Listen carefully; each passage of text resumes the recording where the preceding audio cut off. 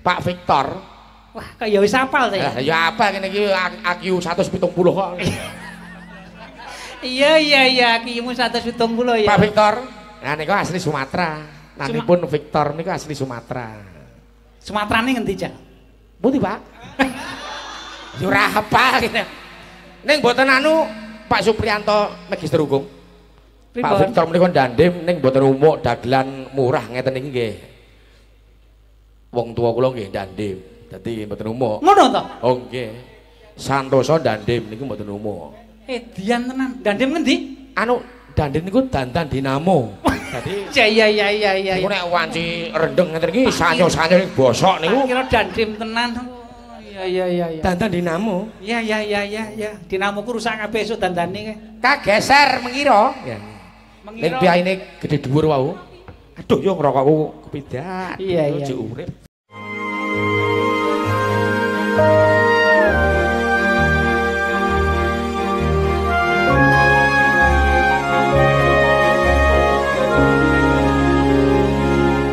Iki enten bintang tamu ampun ludah tudut mawon. Waduh. Yes. Pripun Mas Agus? Agus. Sapa to?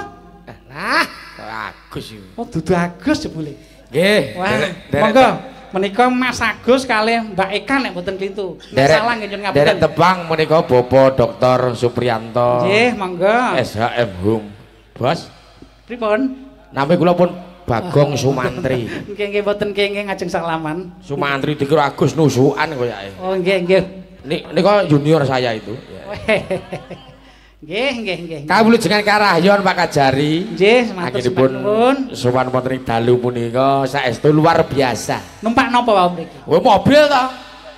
Iya. Dagelan kondang kaya numpak Mio iki ra patut iki. Padake cah tipis ya. Nggih. Ning nyuwun sewu Pak Kajari. Monggo. Piyayi-piyayi kang jenengan rawuhke lenggah niku meneh. Nggih, termasuk bolo kula ki ambak. Wah, dapurmu. Pak Respati. Mas Respati Ardi menika bolo kula kuliah wonten ing Universitas 11 Maret menika. Tenan apa? Lho ya nggih no. Jangan nyobalake dalang Amar Pradopo to iki. Dagelane Amar Pradopo. Oh iya. Ya lulus. Oh alhamdulillah mboten. Mas Respati Ahmad. Oh saya tak ceritake jenenge asli ngene lho. Ngono kok ngaku koncone jenenge ra apal. Lah ya kuliah ya pindah-pindah kok ya. Mas Respati pindah ning lapas barang. Mboten. Pindah wonten ing Gajah Mada. Oh iya syukur. Mas anu Ardi niku dadi termasuk ketua HIPMI. Wah nek kuwi bener. Bener. Ketua Himpunan Pengusaha Muda Indonesia. Kula dongaaken pengusaha-pengusaha wonten ing Solo Surakarta mugi pinaringan lancar gangsar. Amin. Gadis-gadis wonten ing Solo pinaringan lancar. Amin. Gadis menika napa, Pak? Gadis ki sing rasane legi kuwi lho nek gawe wedang.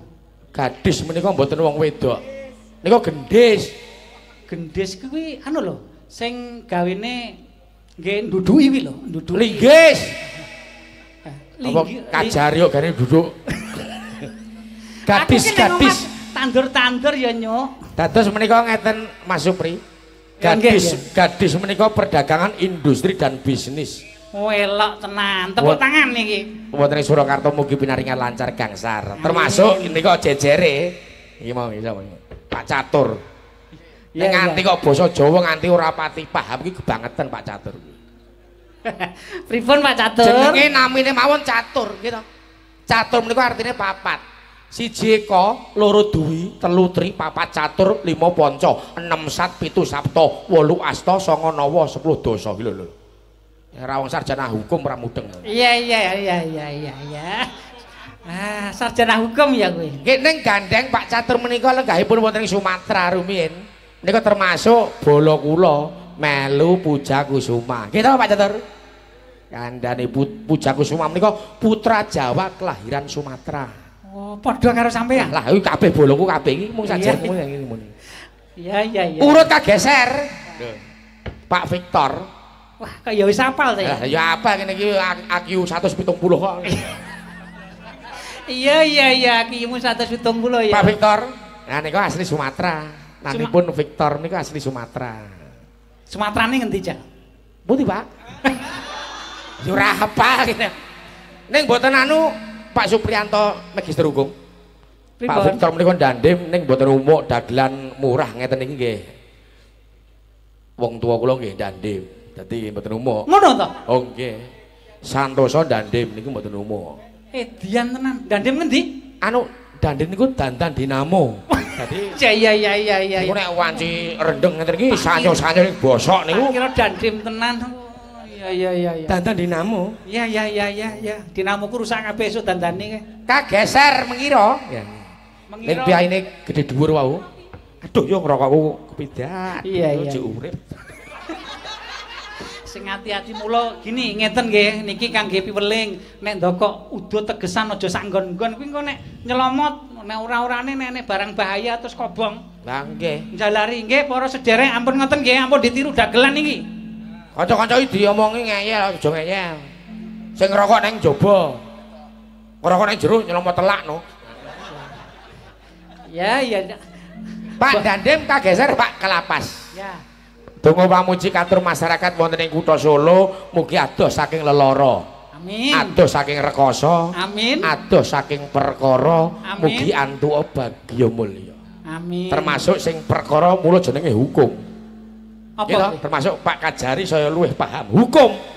Apa kuwi? Harus utamakan keadilan untuk masyarakat. Wah, tepuk tangan untuk Mas Bagong. Bagong Mantri aja dikira Agus.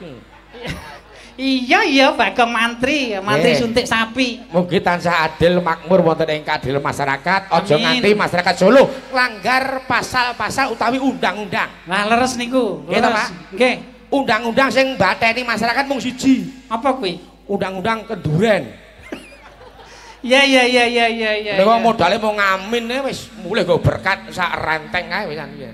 Ning ya kabeh Pak Kalapas mugi kawilujengan karayan pinanggih, mugi pasien-pasien wonten ing tahanan mugi-mugi suda. Terus geser nih aja suwe-suwe, geser sebelah mau. Sapa iki mau ya niki mau? Modar kowe. Pak Lanut. Pak Lanut ki apa? Pak Lanut. Pangkalan Udara TNI Angkatan Udara. Pak Lanut. Ngomongmu gini. Lanut. Apa Lanut? Lanut ki singkatane pangkalan anu pokoknya anu TNI Angkatan Udara pokoknya. Gitu Pak Lanut. Sumpah. Oh iya pangkalan. Oh mah ki mung Tosuro, Pak. Asli kula Kartosuro, Pak. Lek ilen luwes Tosuro. Ning sak menika pindah Semarang. Tumbas dalem mriku. Kowe gleleng. Oh sugih kok. Lah wong sugih ora iso endo Terus setoranmu bang pira? Sinten? Setoranmu bang pira ndek maneh Semarang? Mboten duwe wong utang bank ora tau cair. Jenenge bosok ya, Pak. Iya. Nggih menika matur nuwun termasuk Pak Rohmanto.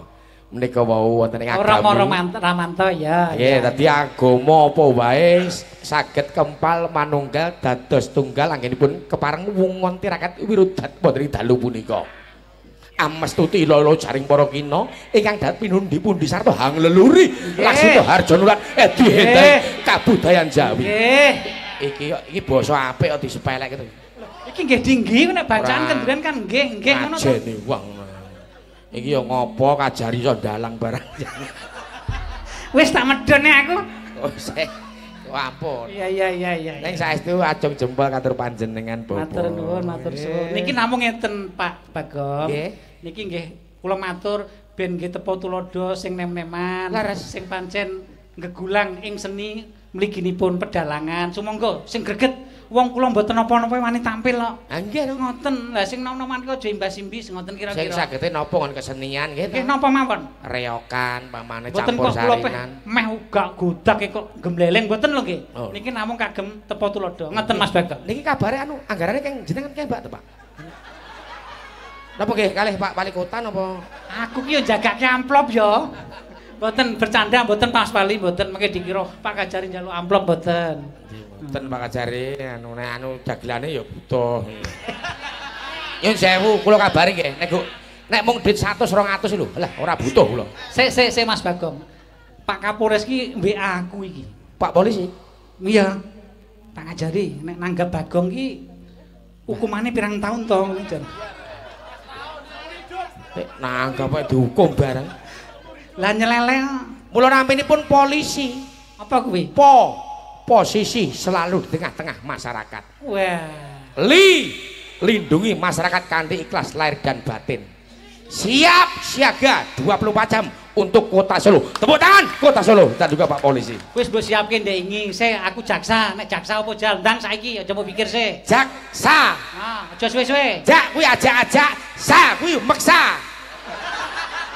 Dadi kowe aja nganti anu kenal karo jenenge jaksa utawa kejaksaan. Wis kena cilaka. Wis yakin. Wah, kuwi iki informasimu salah. Salah apa? Kuwi genah renek wong rene kok ora nduwe urusan. Anggere iki mesti nduwe urusan kabeh. Lah, iki sing karep tak kembangke sik. Kanca-kanca kembangno. Ning nyatane iki gelar wayang. Sik. Masyarakat rene iki ora nek urusan iso rene iki lho. Kowe meneng kok sik. Yo. Lah meneng ora? Yo. Mulai. Oh sik entuk dite urung kok. Ngeten nggih dulur, Mas Bagong nika namung geguyonan. Sejatosipun mboten ngaten. Dados kula menika pun matur. Pak Kapolres ngampil anu borgol setunggal napa kasih pidum? Mendet borgol tensel setunggal Mas kasih pidum. Kene. Copet tok borgol. Mboten niki gegujekan. Nggih ngaten. Kula wau sonten pun matur. Kejaksaan, mliginipun nggih kepolisian menika adalah pelayan masyarakat. Saya punya konsep Kejaksaan Negeri Surakarta adalah rumah yang nyaman untuk warga Kota Surakarta. Iya, sing ora kena urusan.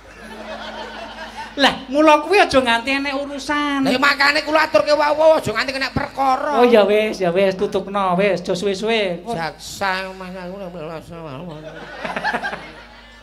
Wah, yo kula tau arep dicekel yo tau. Mula aja nganti jenenge suap lho. Lah, wong sing ngoten, aja tumindak salah, aja tumindak durjana, aja tumindak pidana. Nek ngono kok dipidana. Nek arep dipidana iso disuap ya iso. Zaman saiki. Lah, iku sing kudu padha-padha dijaga awake dhewe kabeh. Betul. Ngono ya. Mula jenenge suap. S sumbangan, U untuk A amankan, P perkara. Ah. Kuwi sing dadi tantangane awake dhewe kabeh. Insyaallah ning Kutha Surakarta resik kudu bareng-bareng ayo bertekad resik kanggo kono kabeh. Ayo. Jiwa kita bersama untuk kebaikan Kota Surakarta. Surakarta bersih dari korupsi, suap dan sebagainya. Kula mboten tidak-tidak. Nek enten sing ngeten niku mari kita bersihkan. Cidok termasuk Bagong nek ngeten tak cidok. Apa rong enek wong ngelungi kok cidok cidak. Rong enek wong ngelungi kan mau kok cidak-cidok. Wis aja suwe-suwe Mbak Eka ki dikai wektu. Oh saiki ketmu rene, Pak. Ampun dikatoske Mas Wali niku wong Dridis kok ampun. Pak Wali ngopo gawene ora mau ampun. Canom mbok sing cacek-cacek. Mas Bagong. Wis dititipi karo Mas Amar. Kowe aja Dridis ngisin-ngisin ke aku. Wah, Amar dulur kowe. Mbak Eka, monggo Mbak Eka katuran panggili karo. Kula nggih dereng ngertos niki wau pesene Mas Amar turene bintang tamune wau ngendika ten kula Agus kalih Eka ngoten niki Bagong aku ya ora ngerti salah sebut. Monggo Mbak Eka katuran. Ngene ka. Agus kok mikir kok ngene iki ya mah pecah sirahe lho iki angel. Gus. Gusmu kuwi. Agus dodol rica kirik ning kono. Mangan rica kirik? Iya ning ngono doyan. Wis tak ngomongi ngono kuwi haram. Rica kirik kuwi to? Haram. Aja dipangan. Oh ngono. Aja nyong bae ora mangan kaya kowe lho wis ngerti nek daging kirik iki haram. Duduhe bae. Duduhe iki mas sari-sarine padha wae. Kuwi ya padha wae. Wilujeng dalu mbekayune cange. Wilujeng dalu nika medale alu. Dalu medale alu. Nggih. Lah nek dali oh linggih anu padha ngonku kuwi. Anu padha ngonku. Rada ireng kok linggis. Wis aja kebablasan ya, Gus. Aja kebablasan. Nyuwun pangapunten. Nggih, sami-sami. Nembe tepang menika nggih? Nggih, leres, Lah Mbak Eka. nggih, nembe sepisan kepanggih wonten mriki. Nggih. Nyuwun pangapunten Pak Arspati. Kula mriki nderek pada sandang baduk, Pak. Apa kuwi sandang apa? Sandang baduk. Kak. Anu gandosmu lho. Gandos. Hah? Gandosmu nyerempet ngono linggisku. Lah nang apa sih? Lah ya kena. Lah nyong ki lagi omong-omongan karo Mbak Ayune Cange. Oh ngono ta. Ya wis. Apa sandang badhok? Nggih. Apa kuwi? Nggih nganu golek rezeki ngaten niku lho. Oh, sandang Oh, badhok. basa anu Ojo ngapak, kasar to. Basa ngapak, Pak. Oh, ngapak. Nek ya. nek gene nyong niku nganu Pak sandang badhok. Sandang badhok. Oh, iya.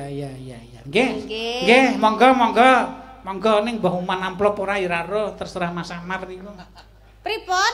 Umar amplop ora ya ora terserah Mas Amar. Kula niku nek perkara amplop niku mboten temping, saestu. Penting. Penting. Kok bahasane dewek-dewek sih Kang nang kene nyong dadi Cilacakmu ngendi to ya? Penting kok temping iki ngendi? Kebumen. Kebumen. Oh, kono temping to? Temping. Ya sakaremu manut tempingmu wis. Wis cilaka iki. Nggih, terus pripun? Nggih, kula niku percaya nek teng mriki niku napa malih bab kesenian teng mriki niku kula niku sedulur kalih dhuwit niku saestu genah abot sedulur. Ngoten mboten didheki dhuwit ra apa-apa. Sing duwe dhuwit. Ah, Hah? hati-hati lho. Ngapa sih? Nek kowe kleru ngomongan jenenge kowe nglanggar ilmu hukum kesenian. Kok bisa? Hukum iki nek pirang-pirang warna ning donya iki. Iya. Pirang warna? Ilmu hukum seni. Nek hukum enek, hukum pemerintahan ya enek. Hukum seni, hukum pemerintahan, Iya. terus Hukum fisika ya enek. hukum fisika barang anak. Suatu benda berat bisa dipengaruhi oleh gaya mamane ngono. Dadi nek uripmu abot iku kokean gaya, istilahnya ngono. Oh, ngono. Istilahnya ngono. Urip berat merga kakean Kokean gaya. Berat suatu benda dipengaruhi oleh gaya. Kuwi hukum fisika. Oh, dadi wose ngene, Gus. Dadi wong urip ku aja kakean gaya. Aja nganti kokean gaya. Nggih ta, Pak? Iya. Hukum, enek hukum liya-liyane. Termasuk iki mau urung dicandhaki. Sing kene ding mau to. Kepala anu Pak. Pak Lanut Sing anu sing ngene. Apa?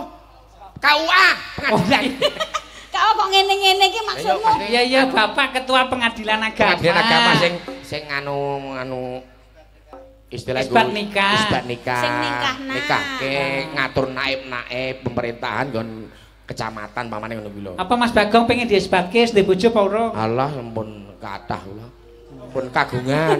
Pun kagungan setunggal. Niki isbat niki namung untuk istri yang pertama nggih, mboten parang kok poligami nyuwun diisbatke. Lah menika mboten difasilitasi. Lho saiki ki enek modern meneh. Apa? Enek tepuk tangan nikah kuwi ya enek kok.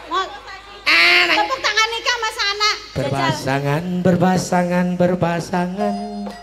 Janji kokoh. Saling cinta, saling hormat, saling jaga, saling ridho, musyawarah untuk sakinah. Kaya asesmen ki anggitanmu dhewe apa anggitane sapa? Lah, anggite Pak Naib niku. Iya. Nggih Pak leres nggih. Ya tepuk sakinah menika. Oh iya tepuk sakinah Pelokji kita. Pelokji.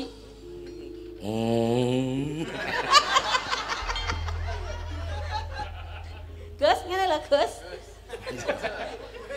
Nggih, monggo dawuhipun mboten mbok menawi Oh ngeten. Meskipun Sareh ning. Lah menika tasih dirawuhi para-para.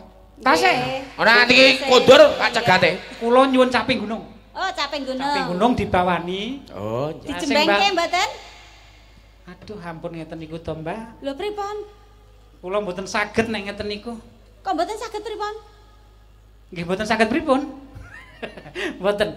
Dipun bawani mengke parian. Oh, ngoten. Parianipun Kangge sinten menika? Kangge museum Lah, kejaksaan. mangke ngeten. Mengke parian kagem Pak Wali Kota, mula para presiden mulai sisi kiri. Tak galeng Kedah ngertos asmane Mas Wali Kota. Nomor kalih kedah ngertos asmane Pak Kapolres. Nomor 3 ngertos asmane Pak Dandim. Nomor sekawan ngertos asmane Pak Danlanut. Lah nomor niki asmane sapa namanya? Kalapas. Ah niki asmane kula. Ya. Niki asmane Pak Pengadilan Agama. Ya, cocok. Kudu hafal kabeh nggih. Hafal. Lah Nah. mengke nggih sanepan nggih Pak Parian. Wis mengke kalih mlampah. Monggo dibawani rumiyin. Parian sing apik-apik kae kok nggih diparingi ya. Sprene rung enak apa-apa. Pak Pak Wali Kota asmanipun Bapak Respati Ardi. Pak Ardi ngono ae. Pak Dandim asmanipun Pak Victor ngoten rasah dawa-dawa. Pak Victor, Pak Polresta, Pak Kapolres, Catur. Pak Catur. Wis pacutnya Mas Bagong, sapa asmane? Karo Pak Lanut ngono ae, gen gampang. Karo Pak Pengadilan Agama ngono ae, gen gampang ya. Timbang iku omah bleduk ngomong. Ya monggo diawiti. Bawani rumiyin. Saben bengi. Ayo Kang. Ancang-ancang. Iya ya, ya. Dijenglengke iki, jenglengke ya. Oh nggih, jengleng. Jengleng no. Oh nggih, apik lho jengleng. Nyawang kona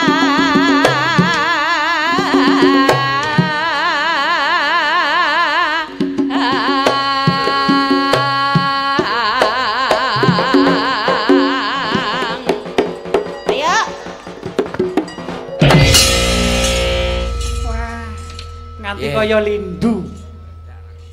Iya Kak. Lah wong cendak ngene iki 11 mboten krasa lho Mbak Caek. Oh mboten kraos. Blas. Cendak piye? Cendek ora krasa blas. Cendak dawa ya syukuran to Kak. Gedawan mah teko kempol ngawur. Wis ngene iki wis ukurane. Iya. Lah gedawan lah ganggu. Gus, Agus. Ngene tak ngomongi. Kowe nek nyeluk Agus nah aku mulih aku. Kowe wis tau ngrasakna mbelek apa urung? Ya telek ya biasa. Wis. Wis. Belek telek to? Iya. Wis, telek. Enak. Ya lumayan. Mula nek kaya aku. Jan gumun aku kok. Nek ngene tamune ngene. Nek kon belek ya. Piye? Telek buntel klaras. Telek bunder Buntel buntel klaras. Klaras. Sing betah melek mugi seger waras. Amin. Ya, nggih pantungane. Monggo dilajeng. Telek wadahi panci. Sing betah melek mugi gampang rejeki. Amin. Kaya aku ngene iki genah telek teles. Aja dawa-dawa to, Gus. Oh, sik to. Nadyan elek ning pantes. Oh, cepet terus sik suwe kok ya tenang wae. Kuwi dalange aku apa kowe to? Ya ora iso, iki baju metu e. Metu kok diatur dalange edan ya. Ya kok sik kok. Ciloko. Iki lancang lho Pak Kajari mbok. Mau ki mbok lawan terus. Mau ora ditokke. Kowe dadi perkara, gawe perkara kowe. Aku rene wis setengah 10 teko. Mas Samar. Somben nek ngastone aja diajak ya menungso siji iki ya. Oh, syukur. Ora bijak ya kowe ora tanggapan dijak ning ndi nah.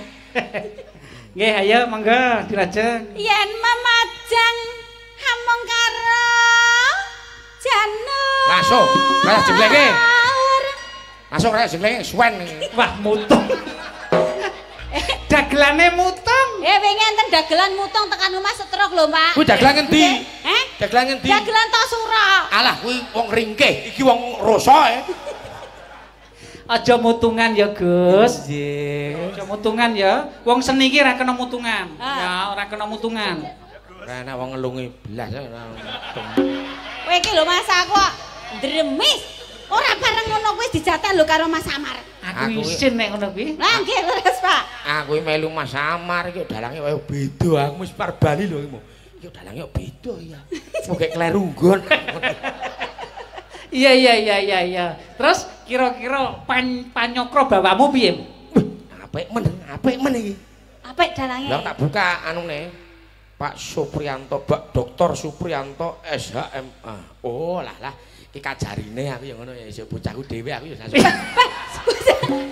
Oh alah. Lancang. Nggih, mboten napa-napa. Tegese bola dhewe. Bola kesenian iki lho. Betul. Jaksa sahabat seniman. Ha iya padha solone. Nggih. Ayo monggo dilajeng. Yen memajang kira ngisra to, Gong? Oh iya kuwi. Hamong karo janur kuning.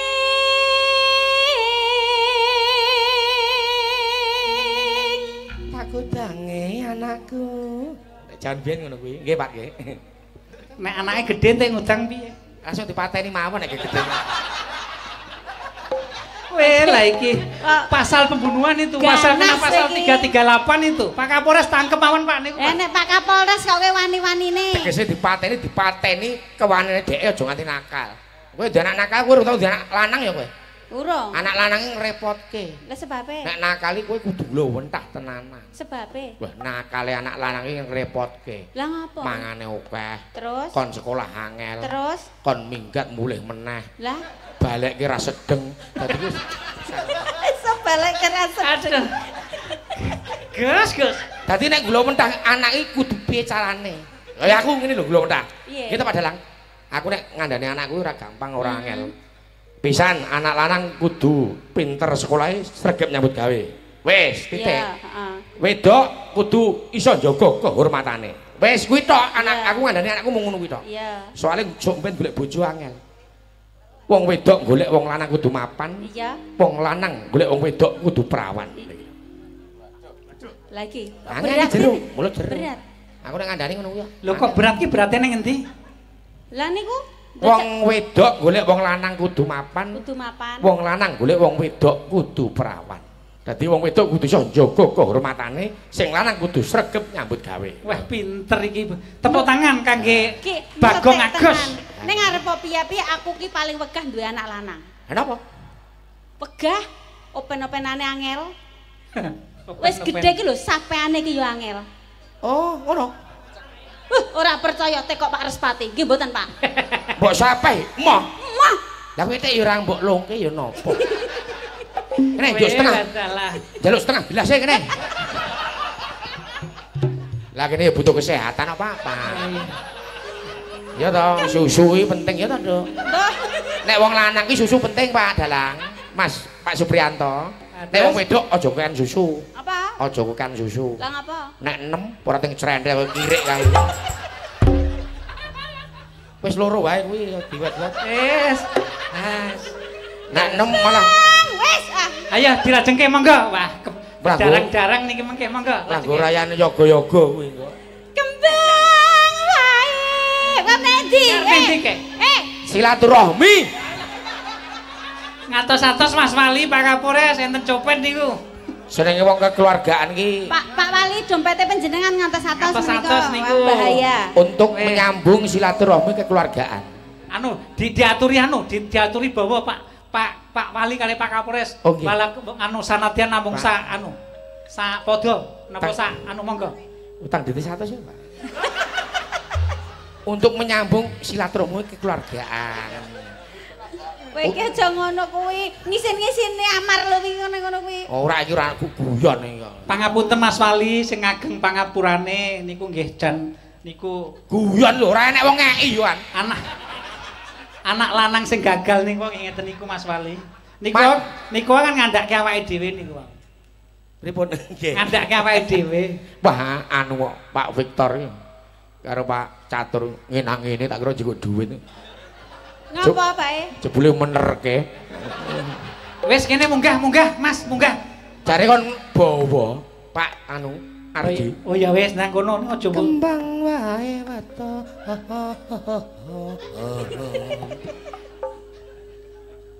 Monggo Mas Wali kangge anu nglegakaken nggih sak anunipun monggo, sak sekecanipun, sak mardikanipun Mas Wali.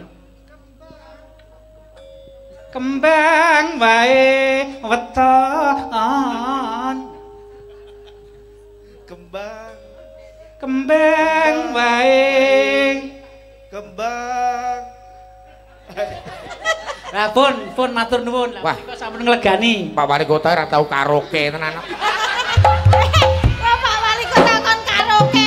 Mikir masyarakat barang mikir karaoke. Kembang wae, kembang. Ora tau karaoke. Nggih, pangapunten Mas Wali. Sesuk kali kula, ra ketang 2 jam. Saiki Pak Kapolres cobanen nek wani. Pak Polres, Pak Catur monggo. Kembang wae weto. Kembang sing iso niku jenah Pak Kalapas iso. Kembang kembang wae weton gunung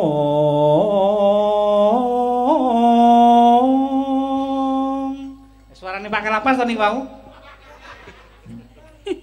Kembang wae waton gunung. Nggih, tepuk tangan kagem Pak Kalapas, luar biasa, nggih. Matur yo Pak Lapas. Rokoke mabur kowe. Lah meso ngutil rokok nih. Wong aja gumun aku. Mas Amar. Ora anu Aku kok dadi isin to Mas iki piye? ora titip-titip apa-apa ngono. Hah, bacot ndak ya ini. Bacot kok kene barang kok isine-isine. Lah ayo nek ngono ki mbok dianu lah ngene Mas. Tak dongake sugih kabeh pokoke. Sugih kabeh. Duit receh dadi akeh. Duit sak lembar dadi sak miliar. Duit sing wis nglumpuk ora gampang kejupuk. Duit sing rung ana mugi enggal-enggal teko. Cinakna kabagian kamulyan sing kathah ingkang barokah. Ayem tentrem bagya mulya donya akhirat. Ayo. Angger oleh duit tak leh ndonga sak drindil. Ayo Pak. Ojo kok adusan. Ajudane ya cepet wae. Cah ini barang ngono.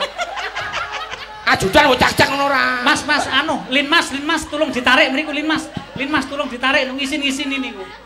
Wah. Ajudan wali kota ora. Iso ke Satpol PP. Lah yo ngisin-ngisin ke wali kota e. Nom bagus. Yo, sarjana. Rada akeh wae garing ngelungke to. Lah, 100 si opo? Wah diparingi iki ya matur nuwun kok malah. Jan. Aku tak medun panggung isin aku. Bedhe ndasku motor. Gus, Gus, rene Gus. Kowe iki aja ngisin-ngisini Pak Kajari ning kene iki lho. Delokan Pak Kajari iki ning kene. Kebakaran iki kok.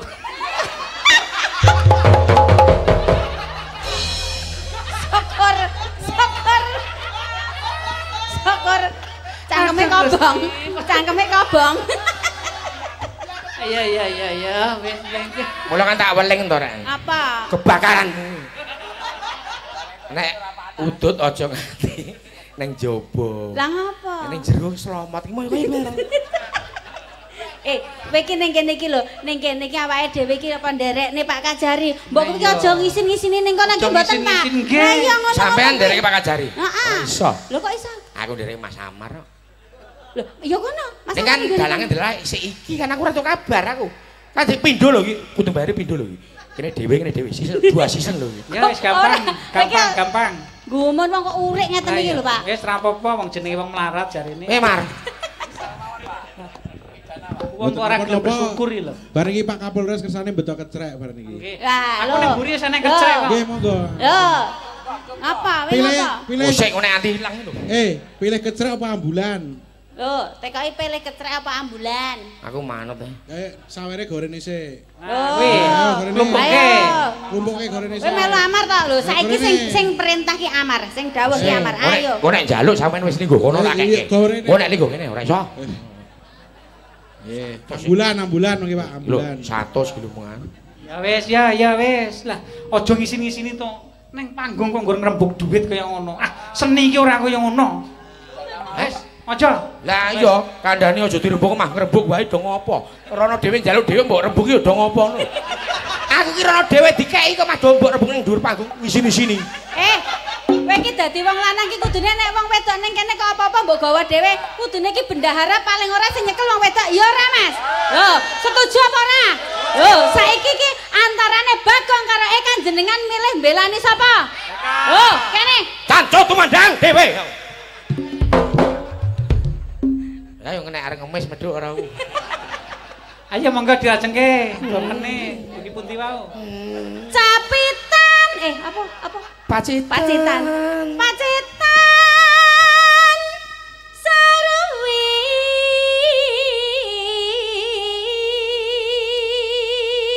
Awas.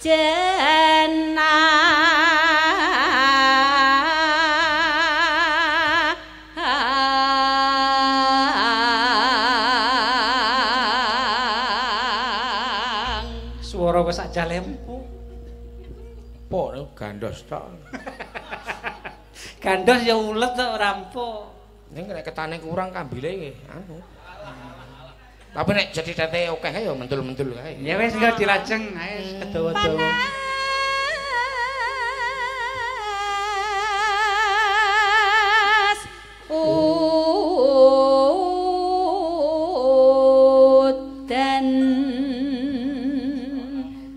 Parian. Ya parian sing paling kiri. Monggo Mbak Ida lala.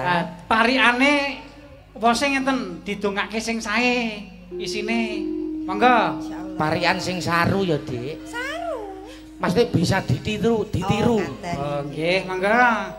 Klambi gedhi. Nggih, klambi gedhi Dicilikke. Terus Mas Respati Ardi. nggih. Akeh rejekine. Amin. Nah, pandungane Mas Respati. Nah, nek nyuwun duit iki cara halus ngene niku kasar-kasar. Akeh rezeki piye to? Ajudane jiko ki dhuwit ra godak terus. Alemari iki sepiro? Ajudane gari ngelongke. Bapakmu kuwi lho. Alemari iki sepiro? 100 sih. 100 ya. Ah, iya. 100. 150 Lah, iki. 150. Kleru. Endi sing 50? Iki. Deloki. Oh iya. Ajudane mbok jiko bet-bet ngono. Kudune piro? 7 juta apa pira ngono. Karwane kena nggo uang muka. Lajeng aku mah rugi iki. Wah, modar tenan rugi 150. Iya. Aduh, cilaka tenan goblok. Ngapa, Gus? Wis ora apa-apa, wis ngono. monggo dilajengke kagem Pak Kapolres. Tuku kencur. Suku Kencur Sing ijoli sapa? Menyang Solo. menyang Solo.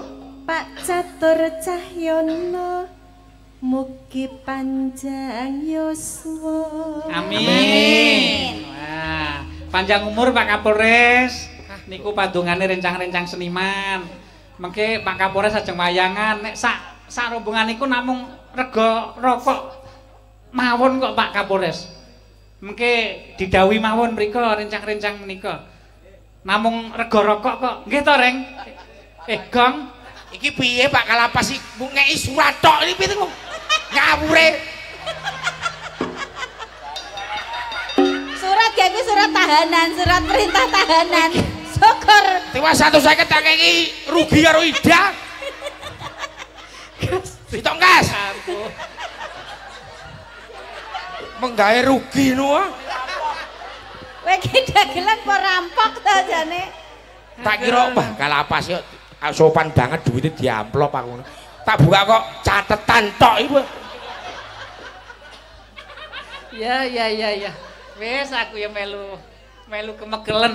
Apa ya enek duit lakon Ngamarta Binangun ngene ya enek. Bagong. Aku ora arep rono ya. Ditimbali Lole lho. Bagong. Nggih. Oh, Kowe iki anak dalang lole.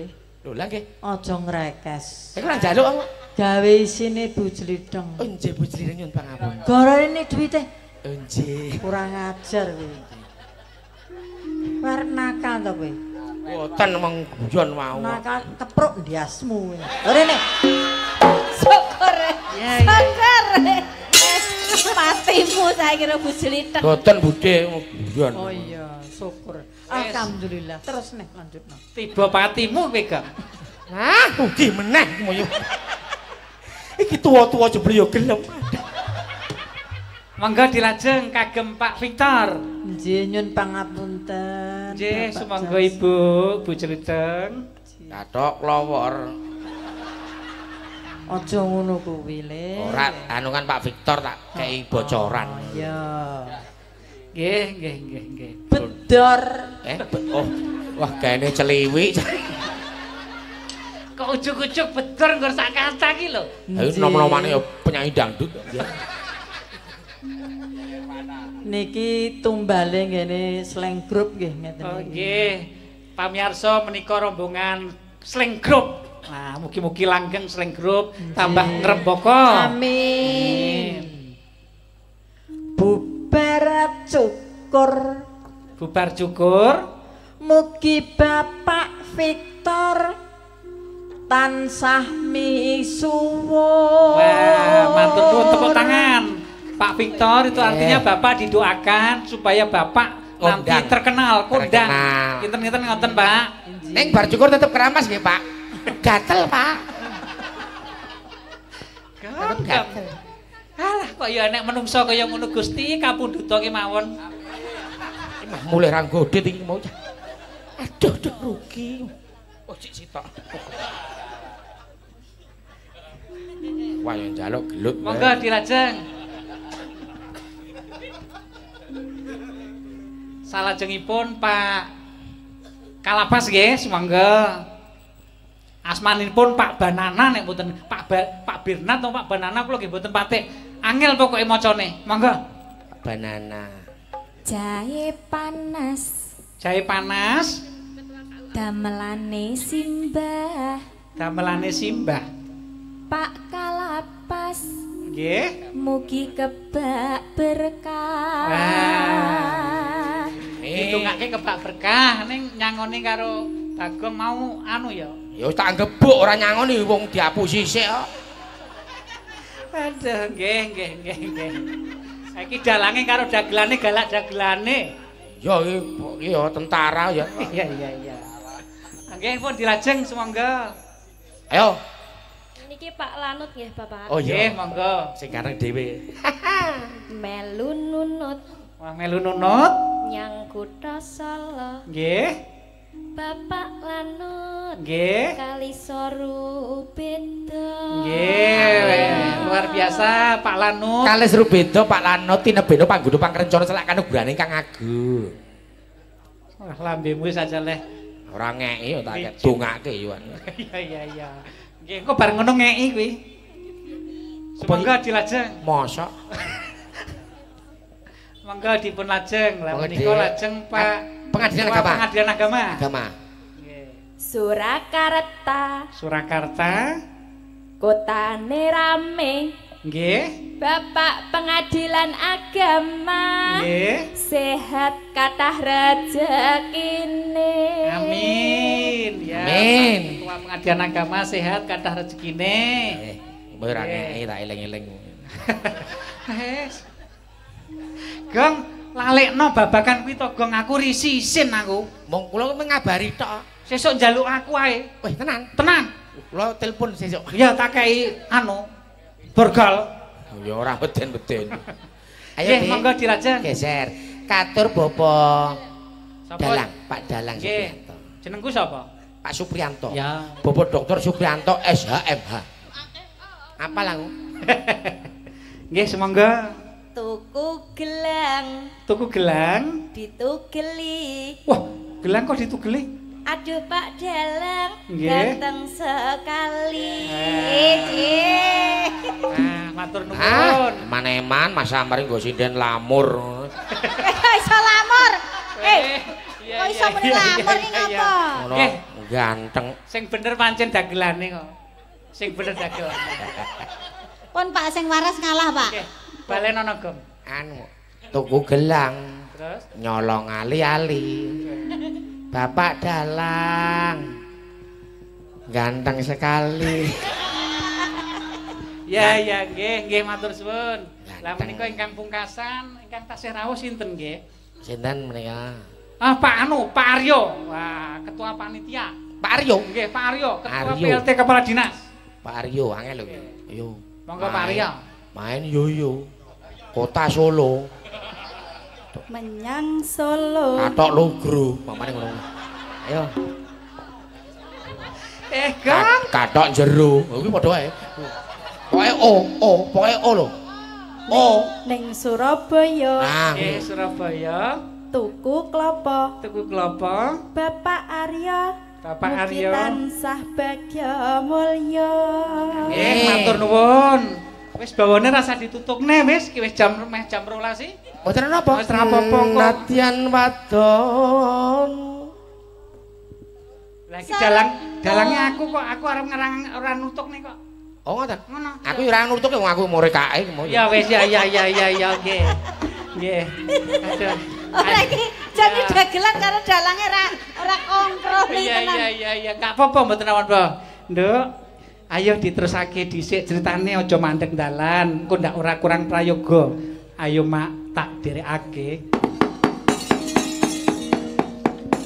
Kandaning kang sekar